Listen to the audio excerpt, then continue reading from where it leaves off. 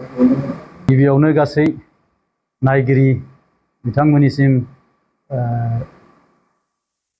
बोसोर गोदान 1432 बैसागु रंजालि बैसागुनि थाखाय जों NDFB Welfare Association हिसाबै सिबिनाय गाहाम हामलायनायखौ नोंथांमोननो गासैनिसिमबो जासिहरबाय। जोङो दिनै गोनांथार मोनसे इस्युखौ लानानै बेयाव जथायै जोङो प्रेस मिट खुंनाय जादों। बिनि जाहोनानो जाहैबाय बावैसो सिगां आं आंनि मोखां बिजाबाव फोरमायनाय जे NIA स्पेशल NIA केसनि गासैबो केसफोरा सेन्ट्रेलनिफ्राय आसामाव सफैगासिनो दं होननानै आं मोनसे फोरमायथिनाय जादोंमोन। दा गमामायैनो दिनै बियो मोगथां महराव नुजाफैबाय। दाखालिसो 8 तारिख खालि गुवाहाटीसिम सफैबाय। सेन्ट्रेलनिफ्राय गुवाहाटीसिम दैथायहरनाय जाबाय आरो बियो जोंनि गासै स्पेशल NIA केस नांनाय सा 54 जोंनि जोहोलावफोरा दिनै दासिमबो जेलाव दङ। दा बिथांमोननि केसा गासै 9था दङ। बे 9था केसा आसामाव सफैबाय। बे केसानो जाबाय NIA special case RC 01 2014, RC 02 2014, RC 03 2014, RC 04 2014, RC 05 oblique 2014, RC 06 oblique 2014, RC 07 oblique 2014, RC 01 2015 आरो RC 09 oblique 2019 बे NIA गासै 9था केसा दिनै सफैबाय आसामावहाय। दा बेनि थाखायनो जोङो गिबियावनो NDFB Welfare Associationनि जानानै जोंनि नख'र मन्त्रि अमित शाह जीखौ जोङो रोजा साबायखर जासिहरो। आसामनि डक्टर हेमन्त बिश्व शर्मा सार CM सारखौबो जोङो जोंनि NDFB Welfare Associationनिफ्राय जों रोजा साबायखर जासिहरो आरो सान हर नाजानायनि गेजेरजों बे जोंनि 9था केसखौ जाफुंसार होनायाव आबुङैनो खस्थ' लाबोनाय जोंनि BTRनि चिफ सार मानगोनां श्री प्रमद बर' सारखौबो जोङो NDFB Welfare Associationनि जानानै रोजा साबायखर जासिहरो। जोङो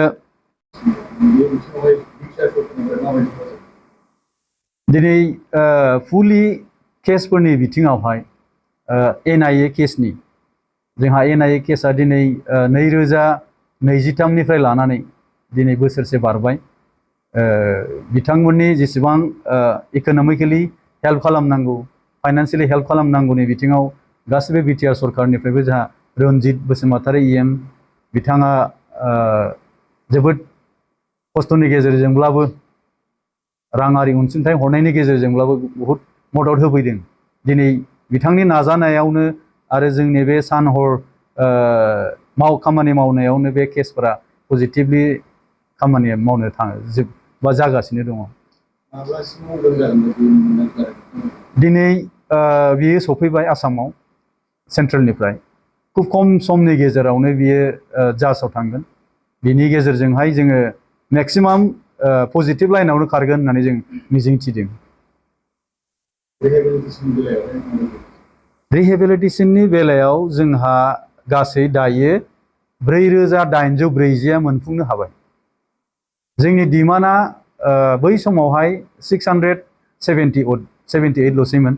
दा 678 आव दाखालि 8 तारिख खालि रानबाय, माखासेखौ 590 रानबाय। दा बारा गैला, मथा मथि 200सो दंबावो।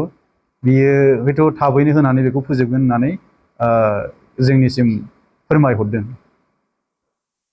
मार्च खालि जोङो आसामनि एडभकेट जेनेरेल देबजित सैकिया सारखौबो जों लोगो लाहैखादोंमोन जे NIA केसनि बे माखासे केसफोरा 9था केसफोरा जुदि आसामाव जुदि फैयोब्ला गमामायैनो बिनि गासै दायित्वफोरखौ सारा लानानै खामानिफोरखौ मावलांनांगोन होननानै जोङो बिथांखौहाय जों लोगो हमहैदों आरो सावरायलायनाय जादों। बिथाङाबो खोथा होदों जे आसामाव सफैयोब्ला फार्स्ट टाइम आंनो खबर लाग्रोनानै बेखौहाय ल' बायदियै माखासेफोरखौ बिजिरनायनि गेजेरजों जे मा राहा लामा लानांगौ बेखौहाय आं खालामगोन आरो पजिटिभलि खामानिखौ मावगोन होननानै बिथाङाबो जोंनो एसुरेन्स खोथा होदों। दा बेफोरबायदि गासैबो बिथिङाव खामानि मावनायनि थाखाय जोङो आरो खनसेबाव जाय बिथांमोना बे केसनि थाखाय दुखु खस्थ' लादों खामानिफोरखौ मावदों जों बिथांमोनखौ आरो साबायखर जासिहरबावो। थ' जोङो दिनै गोजोननाय मोनदों जों जेरैबायदि लुबैदोंमोन जेरैबायदि बेफोरनि थाखायनो जों एक्स एनडिएफबि वेलफेयार एसोसिएशन हिसाबै सान हर खामानि मावदों। दा बेफोर गासैबो मोगथां महराव मोननायनि थाखाय जोङो जोबोद गोजोननाय मोनदों।